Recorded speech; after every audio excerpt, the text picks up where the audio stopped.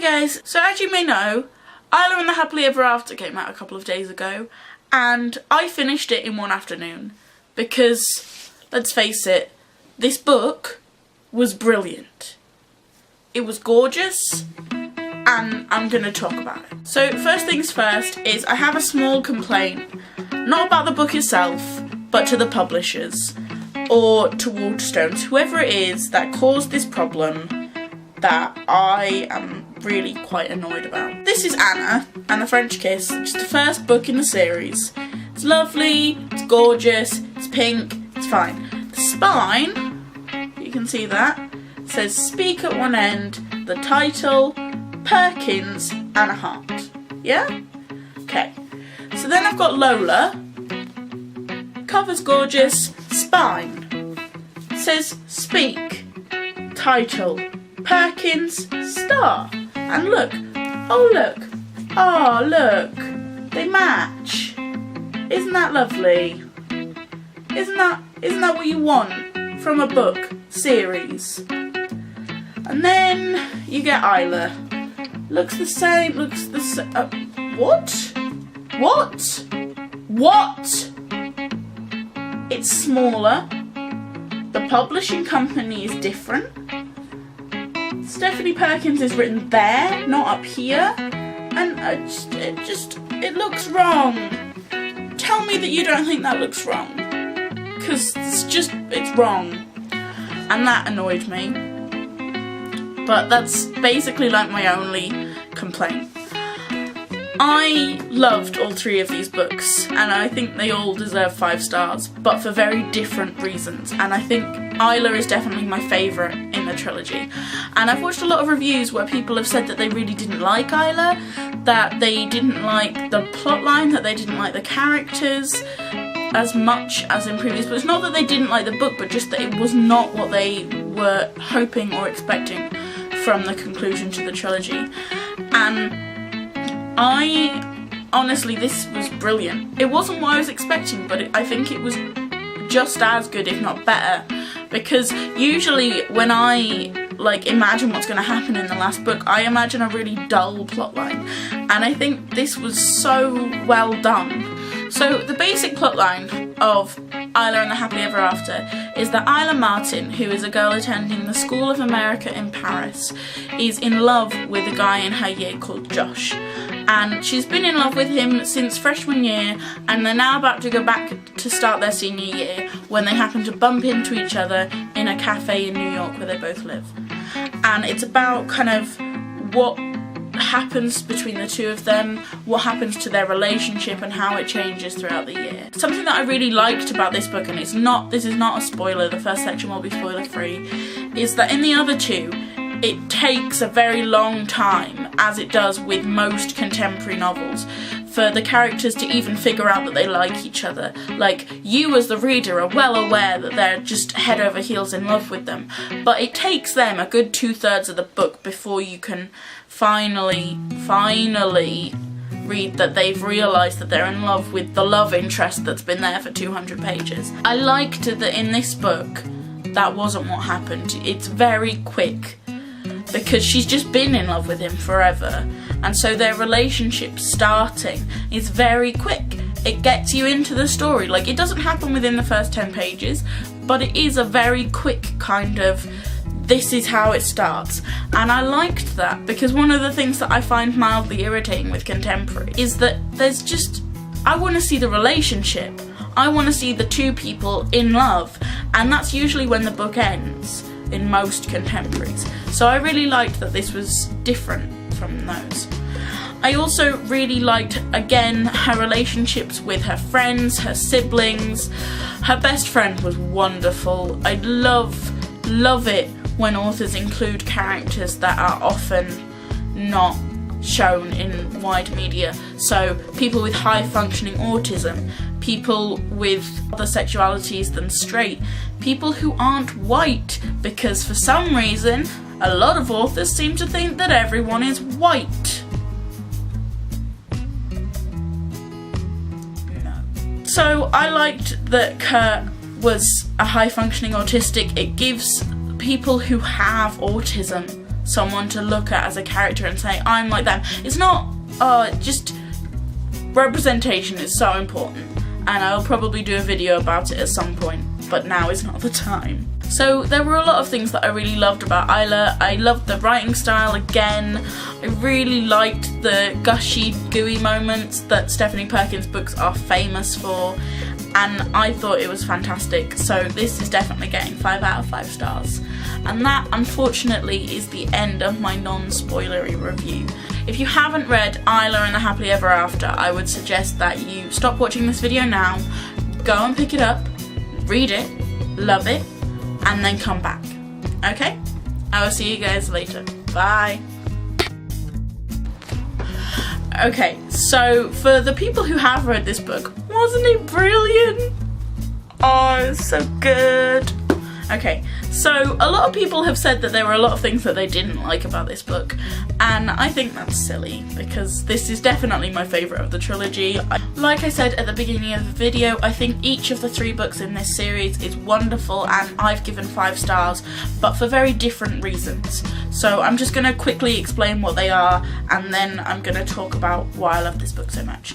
So with Anna and the French Kiss, I thought it was a wonderful contemporary novel. I thought it was beautiful and funny and made me kind of happy in a way that a lot of contemporary books, I think, touch on. But Anna and the French Kiss kind of just decided, what do I want to do with this story? I want to make people flail around squealing with happiness, and I want to make them fall in love with this couple, and I'm just going to do that. And I think this book did that fantastically well, and I think the romance and the kind of the magic of the first 6 months of kind of, do I like this person, do I not like this person, was beautiful, and I loved this book.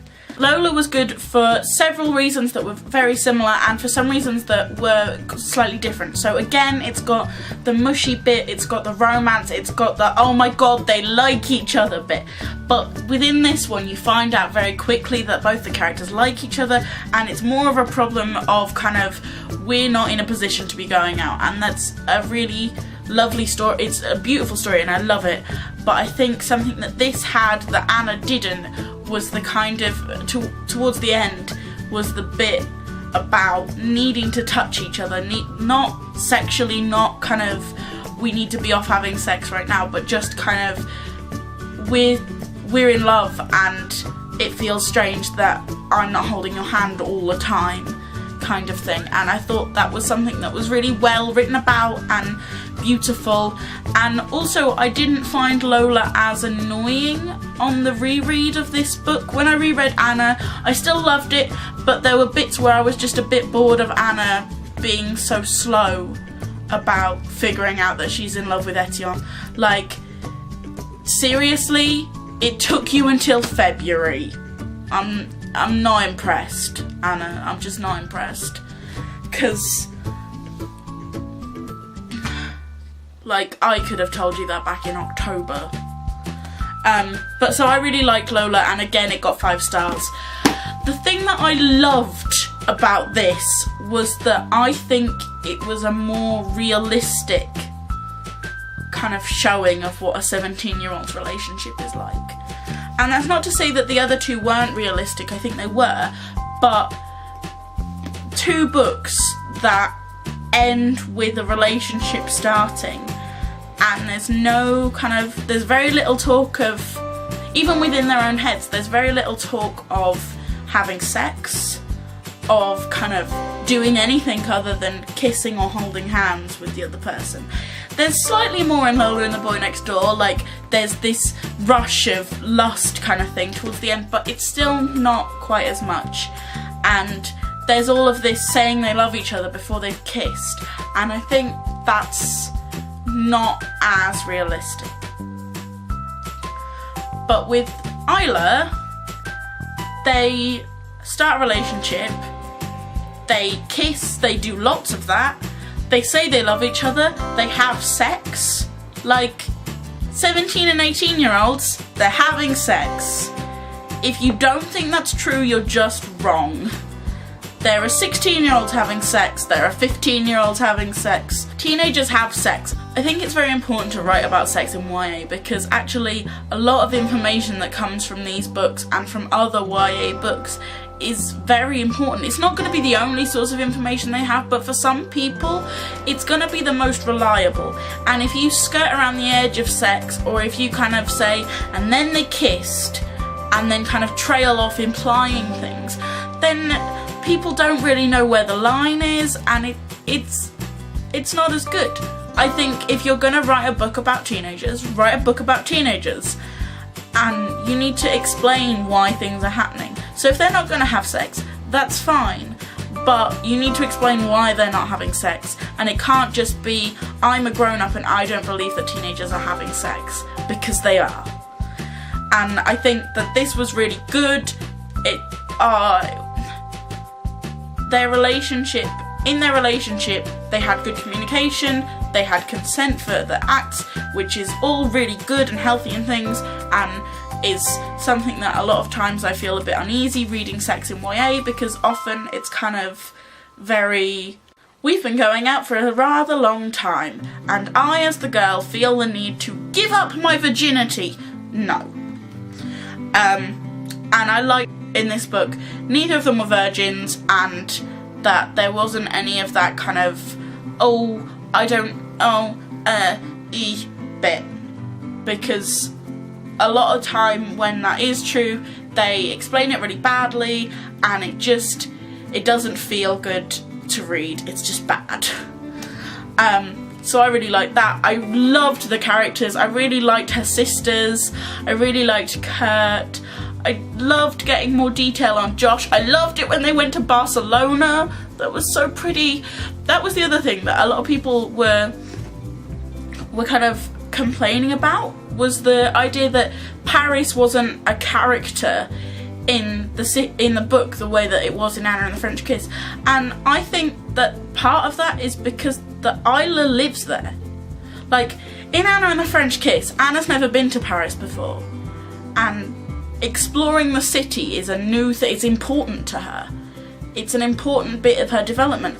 Isla has dual citizenship. She's lived there for 4 years. She visits France a lot, even as a child, and I think that's why the reason that Manhattan and Paris are much more kind of reserved in this book.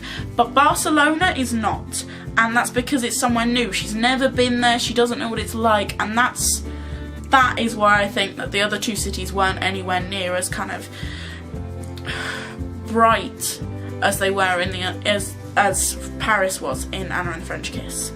I also disliked the criticism of Isla stalking Josh at the beginning and the possessiveness. Like, I thought this was a very accurate representation of what teenagers are like, and the bit at the beginning where she goes to the cafe that she met him in for 2 weeks. Okay, first off, this is a cafe that she's been to before. It's not like she's never been there and she's specifically changing everything just to go to this cafe. She goes there hoping to see him, but she goes with a friend and she continues on with her life. And I think that's not stalking, and the kind of saying that it is kind of downplays what stalking really is, and you shouldn't do that because it's bad. I also think that the complaint of Isla I don't know, I think Isla had more of a personality than Anna did, to be honest, or at least less of an annoying one, because when I was reading Anna, I kept wanting to bang my head against a wall because she just caused problems for herself again and again and again, and I found that ridiculously annoying. The other thing that I saw people saying that they didn't like about this book was that the conflict in this book wasn't really a conflict, and that if Isla and Josh had just had a phone call, they could have sorted everything out. And yes, that is true, but that's also true for the other two books. if Etienne and Anna had just sat down and had a conversation where they told the truth, they could have fixed everything in that book so much more quickly. And if Lola and Cricket had just sat down at the beginning of the book and said everything they felt, it would have been fixed. That's how love works. Like, in hindsight, you can say, oh, just sit down and talk about it, it'll be fine. She was terrified in this book, terrified that she was a placeholder, and that is a genuine fear that a lot of people in relationships go through, and I thought that was a legitimate problem for people in a relationship. The problems in the other two books were getting to the relationship. They didn't have a problem getting to the relationship. The problems were within the relationship, and I thought that was really good. So Isla is my favourite of this trilogy, and I loved it. That's not to say that I didn't love the other two. I did. They all got 5 stars, but Isla is my favourite, and I just, they're so pretty.